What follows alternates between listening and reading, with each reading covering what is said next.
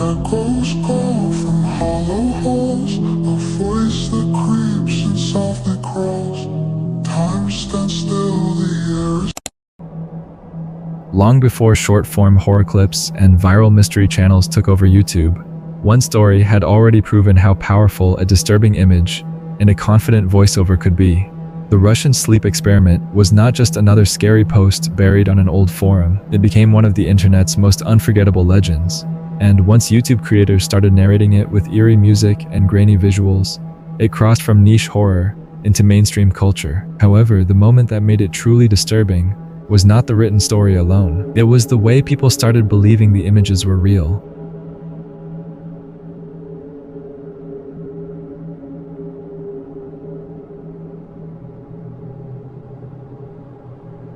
The legend itself is brutal in concept. It claims that during the Second World War, Soviet researchers locked prisoners inside a chamber and exposed them to a gas designed to keep them awake for 30 days. At first, the subjects supposedly behaved normally, but as the days passed, the story says they became paranoid, unstable, and eventually almost unrecognizable. By the time the chamber was opened, the scene described in the creepypasta was so extreme that many early readers assumed they had stumbled onto a censored historical event rather than fiction. Nevertheless, that reaction was exactly what helped the story spread.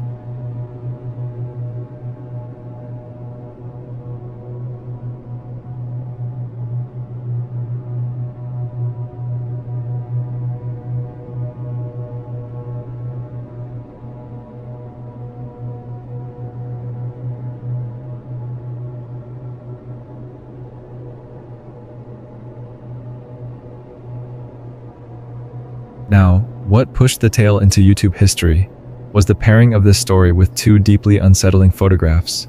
One image showed four men in gas masks standing stiffly for the camera. The other showed a thin, haunting figure with a frozen grin and hollow features. In narrated videos, those images were presented as if they were secret evidence from the experiment. Specifically speaking, this is where the internet did what it does best. It blended fiction, old imagery, and speculation into something that felt more believable than it should have. But the truth is far less supernatural, and somehow that makes the whole phenomenon even more fascinating. The frightening humanoid in the famous image was not a real prisoner at all.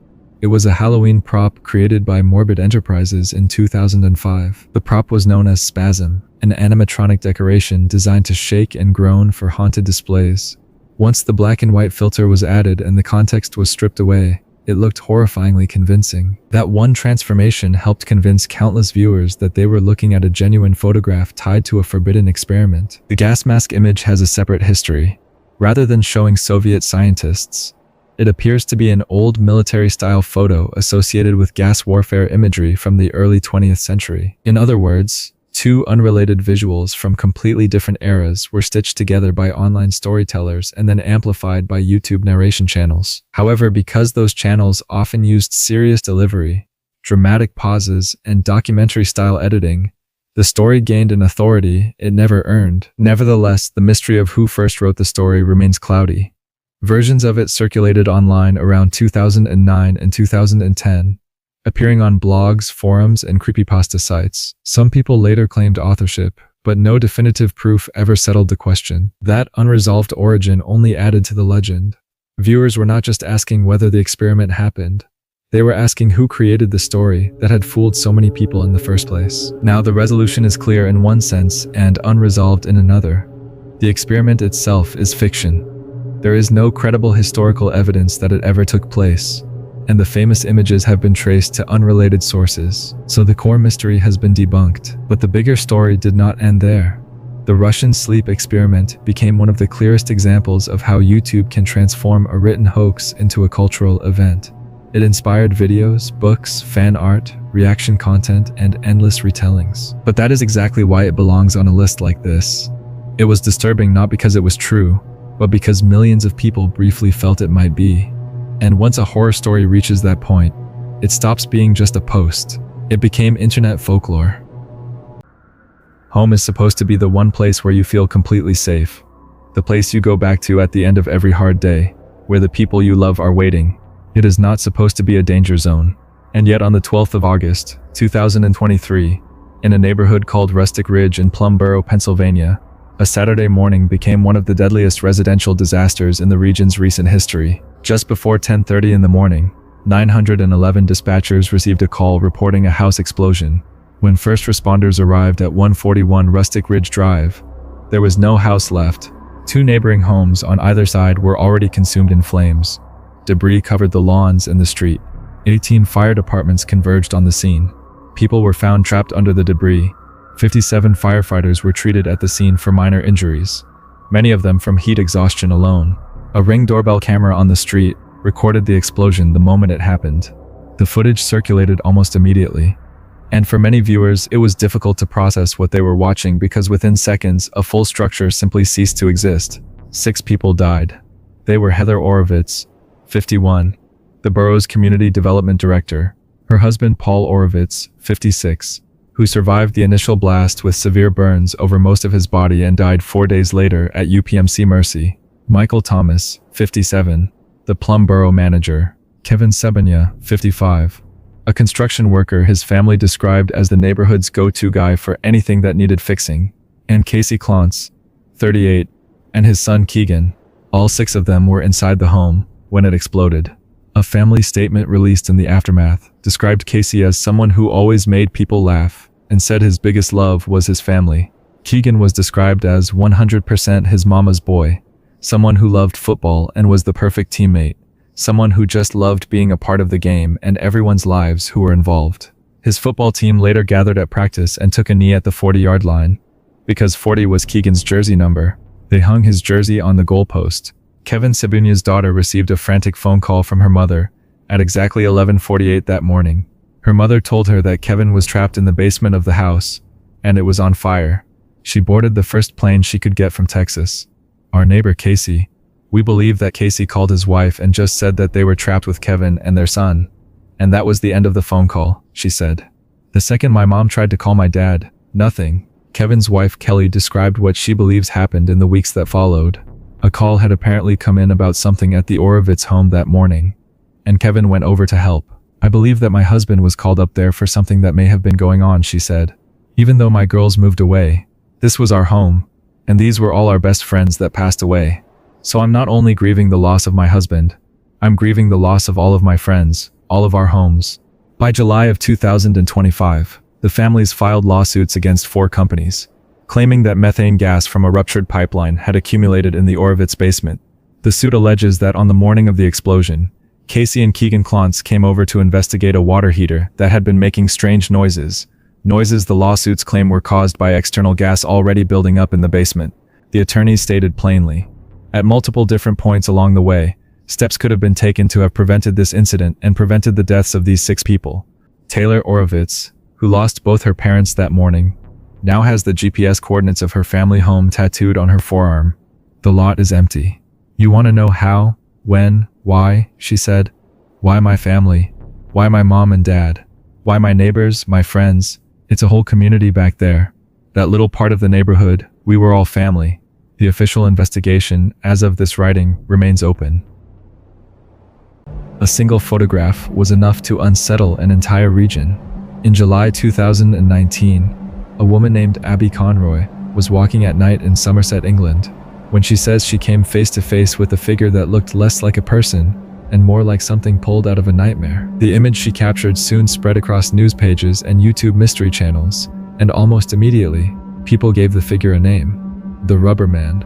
However, what made this story so disturbing was not just the costume itself, it was the suggestion that whoever was inside it had already been appearing across multiple towns for months. According to Abby's account, the encounter happened late on Thursday, July 11th, while she was out on an evening walk. She described seeing a dark figure approach her in a way that felt deeply unnatural and threatening. Startled, she backed away, but the figure kept moving toward her, making sounds that made the whole moment feel even more unsettling. She screamed, and only then did it run off into the darkness. In the middle of that panic, she managed to take a photo, and that image became the center of the entire mystery. The photograph was disturbing in a very specific way. It appeared to show a human-shaped figure in a tight black suit with a strange face design, including bright crossed-out eyes and a warped mouth. Because the image was taken in motion, the blur around the body made it look even less human. Specifically speaking, it was the kind of photo that leaves just enough visible to frighten people. but not enough to explain anything clearly. That uncertainty is often what gives internet stories their power. Once the image reached local and national media a few days later, the story expanded fast. Reports claimed there had been multiple sightings of a similar figure in Somerset and surrounding areas dating back to November 2018. Police in Avon and Somerset reportedly received several calls connected to a suspicious person matching the description. That changed the story from a one-off encounter into something much larger. Now it was no longer just one frightened woman with a strange photo. It was a possible pattern. Nevertheless, this is where public fear started filling in the gaps faster than the facts could. Social media users began comparing the figure to horror villains, urban legends, and television characters. Some pointed to the black latex-style suit from American Horror Story and argued that the person behind the sightings may have been copying that image for shock value. Others believed the entire thing was a hoax designed to go viral. But when fear hits the internet at the right moment, people rarely stay in the middle. They either dismiss it instantly or make it even bigger. Police did respond. 2 men were reportedly arrested on suspicion of involvement, but both were later released and dismissed as suspects. That detail mattered because it meant authorities treated the reports seriously enough to investigate. However, it also meant the central question remained unanswered. If those men were not responsible, then who was behind the sightings? And if no one could be identified, were all of the reports even connected at all? Now this is what makes the case more interesting in hindsight. The rubber man was frightening, yes, but it was also a perfect example of how modern folklore forms in real time. One image appears, local media picks it up, YouTube channels amplify it, old sightings are reinterpreted through the new story. Suddenly, one encounter becomes a roaming mystery with its own mythology. The internet did not just report the rubber man, it helped create the legend around him. As for the resolution, there never was a clean one. No confirmed suspect was publicly identified. No official explanation fully closed the case, and the sightings gradually faded without a final answer. Fortunately, the story did not end with the kind of outcome people feared at the time, but that lack of closure is exactly why it still lingers. To this day, the rubber man remains one of those rare internet-era mysteries that feels too strange to forget and too incomplete to solve. Some people say Coast Guards don't get enough credit. After June 18, 2019, it became very hard to argue with that. The operation that day started roughly 12 hours before the footage anyone saw online. Early that morning, a Navy P-3 surveillance aircraft was patrolling the eastern Pacific Ocean, approximately 200 miles west of the Colombia-Ecuador border, when it picked up a target moving north. A self-propelled semi-submersible, what law enforcement calls a narco-sub, built by cartels specifically to move large quantities of illegal substances while staying invisible to radar. The aircraft relayed the location to the USS Monroe, a Coast Guard cutter patrolling nearby. The sub was 250 miles away. Captain James Estramante pushed the Monroe to 25 knots and began the chase. What most people watching the video later did not know is that it took 10 hours just to close that distance. Inside the sub, 5 men were eating store-bought snacks and drinking water and soda, traveling alongside over 17,000 pounds of cocaine. The sub itself was a custom build, roughly 40 feet long, designed low in the water and painted to blend with the ocean surface. Lieutenant Stephen Brickey, a Coast Guard spokesman, described what catching one actually meant. They're like the white whale. They're pretty rare. For us to get one, it's a significant event. That rarity comes partly because smugglers, when cornered, will often open a valve and sink their own vessel deliberately, taking all the evidence down with it. Law enforcement often has 1 to 2 minutes to assess whether a boarded sub is already headed to the bottom. When the Monroe finally got close enough, 2 small interceptor boats were launched from both sides of the sub's stern, with a helicopter above providing armed overwatch. One guardsman on a boat started shouting in Spanish for the vessel to stop. It kept moving. That is when Petty Officer Jonathan Mills made a decision. He looked at the sub moving alongside the boat, said it's gonna be hard to get on, and jumped. He landed on top of the moving vessel and started hammering on the hatch with his fist. 2 other guardsmen followed him onto the sub. Back on the Monroe, Captain Estramante could only listen to updates relayed from the helicopter, receiving the play-by-play as his team worked on the hull of a moving vessel in the open ocean. First man on, then second man, then boarding team has positive control. The hatch opened. A hand came out, then a suspect emerged with hands raised. All 5 men inside surrendered without further incident. The entire sequence was captured on a helmet camera worn by one of the boarding team. That 1-minute clip, released by the Coast Guard on July 11, 2019, went viral immediately. It showed everything. The chase, the jump, the pounding on the hatch, the surrender. Inside the sub, investigators found 17,000 pounds of cocaine, with an estimated street value of $232 million. After 12 hours of unloading, the sub itself was intentionally scuttled. As Tremonte noted, it did not go down easily.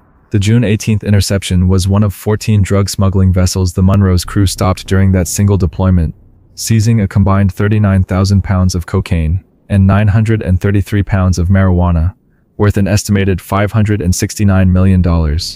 55 suspected smugglers were arrested across those operations. Vice President Mike Pence attended the offload event at Naval Base San Diego on July 11th and told the crew directly, "Make no mistake about it, Coasties. Your courageous service is saving American lives." Mills was later awarded the Coast Guard Medal, the service's highest non-combat award for heroism. When the footage spread online, the reaction was immediate and loud. A large number of viewers were struck not just by the jump itself, but by the complete picture. The helmet camera captured, the chase, the failed verbal commands, the split-second decision, and the fact that the whole operation succeeded because one person decided to stop waiting and move. Many pointed out that this was what Coast Guard operations actually looked like, and that most people had no idea the service operated at this level. As one viewer put it plainly, "Here I am just sitting in my office while these dudes are playing out a real-life movie scene." The camera made sure the world had no excuse not to know. What makes this case so haunting is that the most disturbing part was never fully seen by the public. It was heard in October 2003.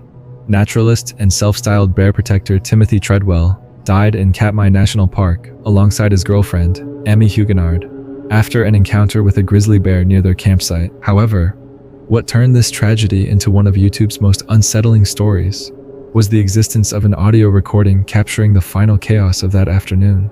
The lens cap was on, so there was no picture, but the sound alone became enough to build years of fear, speculation, and myth. Treadwell had spent more than a decade returning to Alaska, filming himself among wild grizzlies and speaking as though he understood them on a personal level.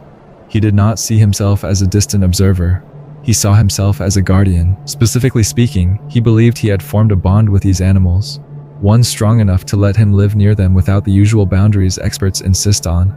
That belief became the center of his public identity, and eventually, the center of his downfall.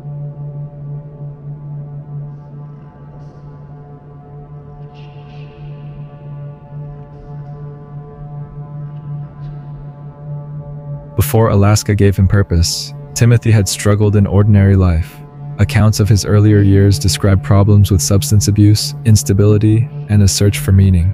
Nevertheless, after a close encounter with a grizzly during a trip north, he seemed to find a mission. He returned year after year, filming the bears, giving interviews, and presenting himself as someone who had crossed into their world and been accepted there. That image made him compelling on camera. It also made him controversial.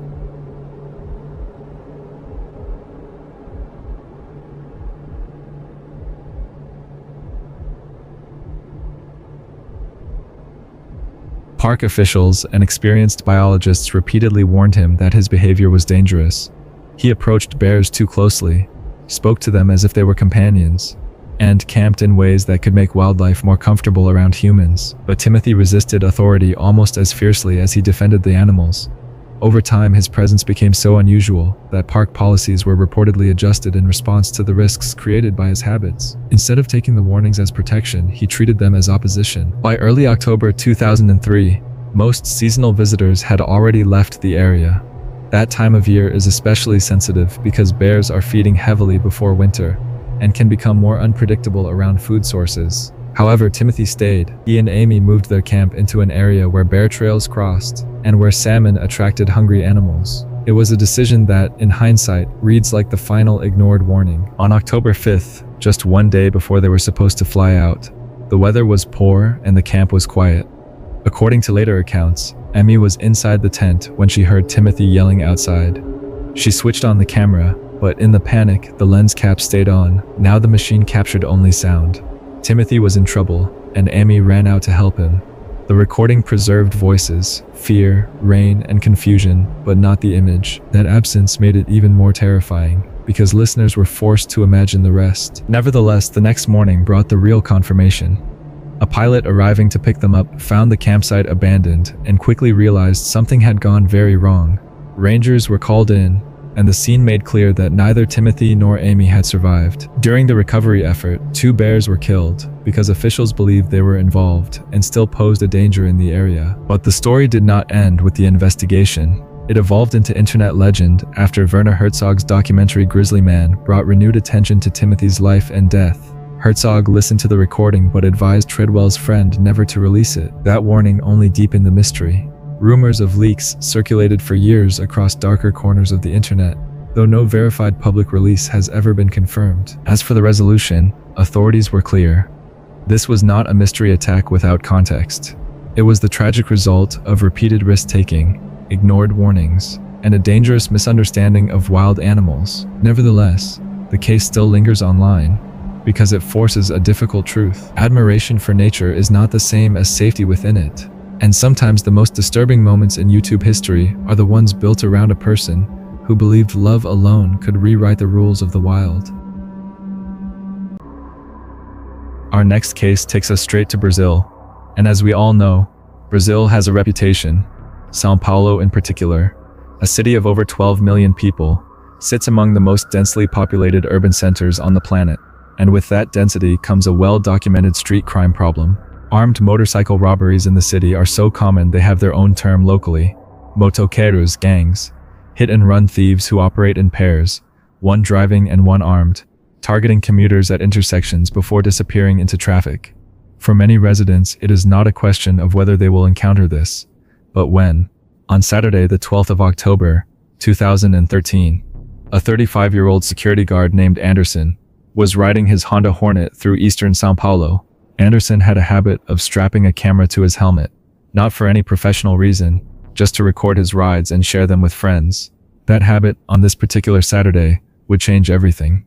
As Anderson approached the corner of Avenues Doutor Assis Ribeiro and Gabriela Mistral, a red motorcycle carrying 2 men pulled directly in front of him and cut him off. The passenger stepped off the bike, grabbed the handlebar of Anderson's Hornet, and pressed a .38 caliber revolver into his face. Anderson put his hands up and handed over his keys. He later described that moment in an interview. "I cannot express how I actually felt. It's a little bit of fear, adrenaline, nervous, everything at the same time." While Anderson stepped back and kept his distance from the armed thief, who was now climbing onto the stolen Honda to ride it away, something was happening on the other side of the street that neither Anderson nor the robbers had noticed. An off-duty military police captain named Antonio Bernardo had been stopped in his personal car at a red light and had watched the entire robbery unfold from across the road. In his own words, "I was leaving work, passing by that street. The crime happened close to the train line. The traffic was very similar to the traffic now. I saw 2 motorcycles arrive. From here, I could see on the other side of the street, the robbery. So I stopped the car, I pulled the handbrake, took off the seatbelt, grabbed my gun, held it, and waited for the best moment to act." He waited, specifically for the moment the robber was no longer positioned near Anderson. 2 shots. The robber, identified as Escalante Leonardo Santos, was struck in the leg and abdomen. He collapsed immediately. The accomplice on the second motorcycle fled and was never caught. Santos was taken to hospital and underwent emergency surgery. He survived and was later charged with attempted aggravated robbery. His mother, who worked as a maid during the week, reportedly made the trip to the prison every single Saturday morning, arriving before dawn to be near the front of the queue. Anderson retrieved his motorcycle, and standing over the man who had just put a gun in his face, he shouted something that the helmet cam caught clearly. "Go rob in hell, you punk. My bike will take you there." The São Paulo military police reviewed the footage and issued a formal statement.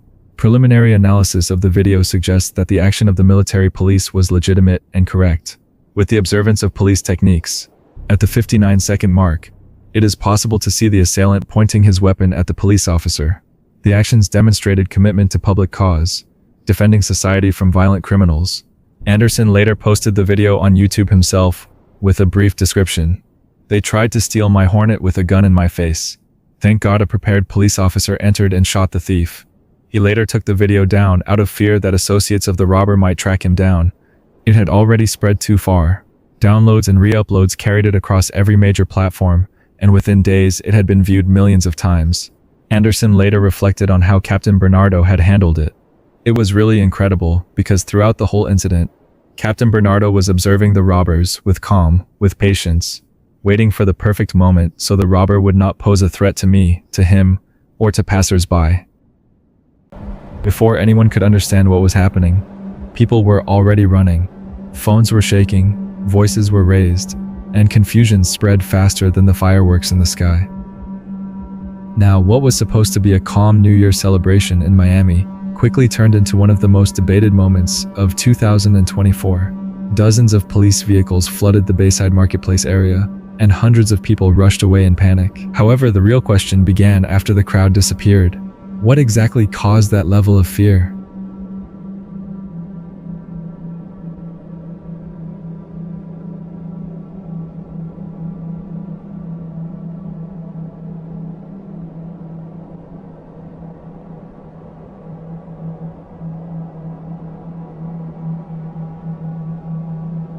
But according to official reports, the explanation seems simple. The Miami Police Department stated that a group of teenagers had started a large fight using fireworks that sounded like something more serious. Specifically speaking, they estimated around 50 individuals were involved, and the loud noises triggered panic among nearby visitors. In a crowded public space, that kind of confusion can spread quickly. Nevertheless, many people found it difficult to accept that this alone could explain such an overwhelming response.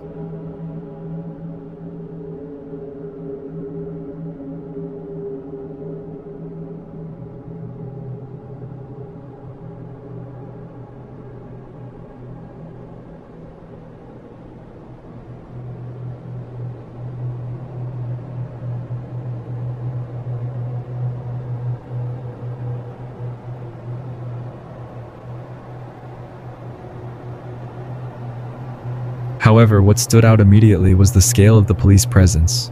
Nearly the entire force appeared to respond within minutes. Patrol cars lined the streets, helicopters circled above, and officers moved in quickly to secure the area. Normally, incidents involving teenagers, even with fireworks, do not require such an intense reaction.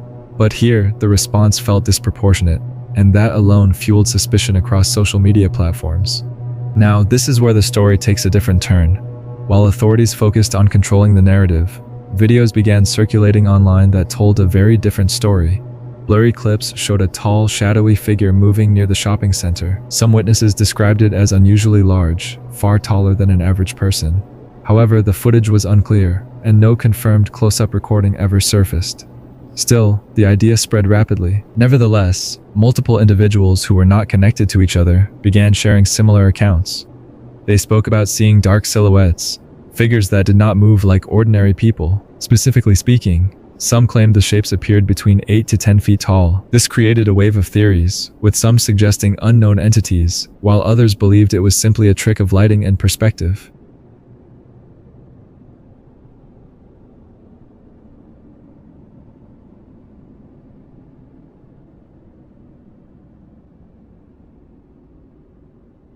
But the lack of clear evidence only made things more complicated. In an era where nearly everyone carries a smartphone, it seemed unusual that no detailed footage of the supposed fight or the mysterious figures was available. Fortunately, some analysts pointed out that panic situations often lead to shaky or incomplete recordings. People focus on escaping rather than documenting. However, that explanation did not satisfy everyone. Now, another layer of the mystery came from the official denials. Authorities did not just dismiss the rumors. They directly addressed and rejected claims involving anything unusual or non-human at the scene. Nevertheless, for some observers, this level of detail felt unnecessary. It led to speculation that something was being hidden, even without concrete proof. Unfortunately, rumors grew stronger as people began questioning whether videos had been removed or restricted. Some online discussions suggested that certain recordings were no longer available. However, there has been no verified evidence confirming that devices were taken or content was erased. Still, the absence of clarity allowed these ideas to spread further. But beyond the theories, one thing remains clear. The event revealed how quickly confusion can evolve into something much larger. Within hours, a local disturbance became a global discussion, driven by fear, uncertainty, and imagination. Nevertheless, when the situation settled, No official evidence supported the more extreme claims. Now, as of today, the case remains unresolved in the public eye.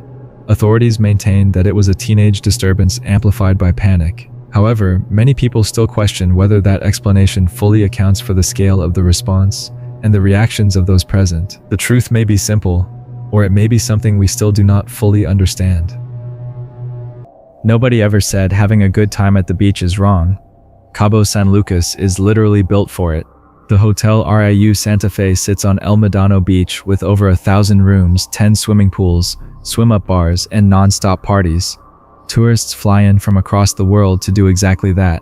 The problem was when a female tourist ran into the ocean, and doing both while heavily intoxicated. Here is what most first-time visitors to the RIU do not know before they walk down to the water. The sand in that stretch drops off sharply right at the shoreline. Because of that steep drop, waves do not roll in. They crash directly onto the sand with full force. A local who had worked those beaches for years explained it plainly. Even a 2-foot wave breaks very powerfully on the sand, and if you're there, you will get swept in. That warning applies to sober, able-bodied adults paying full attention. It applies even more when you are not. Witnesses and everyone who later watched the footage widely noted that the woman appeared to be heavily intoxicated. She was not swimming. She was not even wading properly. She was sitting in the sand at the water's edge, casually adjusting her swimsuit, as waves moved around her and the surge pulled her back repeatedly. No urgency, no attempt to move, just sitting there while the ocean worked against her. A phone camera caught the entire thing. Several men went in after her. The group included what appeared to be hotel guests and beach vendors. Going into that same surge to drag out someone who is not cooperating is genuinely dangerous. The receding current does not stop because someone is trying to help. It took multiple people pulling together to get her out. One person watching the video later put it simply, "That's not a swimmer, that's a drowner." Another viewer, watching the same clip, focused on a detail that stuck with a lot of people. Even as the water surged around her, she kept fixing her outfit. Not moving, not crawling away, adjusting her clothes. The reaction was sharp. One commenter wrote, "I don't like how she keeps adjusting her outfit. Like, girl, stop adjusting and hurry up." Thankfully, she was pulled out. She survived. She was never identified in any official record or public report. The video spread widely across Reddit and YouTube. She never came forward. No public statement, no interview, no legal action was ever confirmed by Mexican authorities, despite the fact that her condition directly endangered every person who went into that water to save her. Experienced locals and regular visitors began using the clip to show incoming tourists what that stretch of water actually does. The beach directly in front of the RIU properties is consistently flagged as unsafe for swimming. One longtime Cabo regular described it clearly. Most people who run into trouble simply aren't paying attention to the conditions or have had too much to drink. On that day in April 2012, both were true at the same time. The moment the taxi stopped at the gates, everything changed. A massive chimpanzee suddenly appeared from the trees, followed by dozens more, surrounding the vehicle and turning a simple visit into a fight for survival. Inside that car were men who thought they were about to tour a sanctuary. Instead, they were trapped in the middle of a violent breakout led by a powerful alpha known as Bruno, an animal shaped by years of trauma and human cruelty. What happened next left lasting scars, claimed a life, and exposed a truth many people refused to accept. Because this was not just an attack, it was the consequence of something much deeper, and it is one of the most disturbing moments we will be talking about today. These are 10 most disturbing moments in YouTube history. It was July 27th, 2020, back in Chongqing, China. Everyone was going about their day with no reason to think anything was wrong. Well, not until two women walking along a footpath near the Wujiang Second Bridge in the Wulong district simply vanished into the earth beneath them. The summer of 2020 had brought some of the worst flooding China had seen in decades. Over 63 million people across the country had been affected. Chongqing had been absorbing weeks of relentless rain, and all that water had been working silently underground, eroding the soil beneath footpaths and roads while the surface above showed nothing. By the time those two women stepped onto that stretch of pavement, the ground underneath was already gone. They just had no way of knowing it. A roadside surveillance camera captured the full sequence. Two women walking at a normal pace, then, in a fraction of a second, both dropping straight into the earth as the pavement gave way. Bystanders rushed to the hole, and looked down into the rubble. One of them was heard saying, "You can't even see them." Firefighters arrived and used ladders and ropes to reach both women at the bottom of the pit.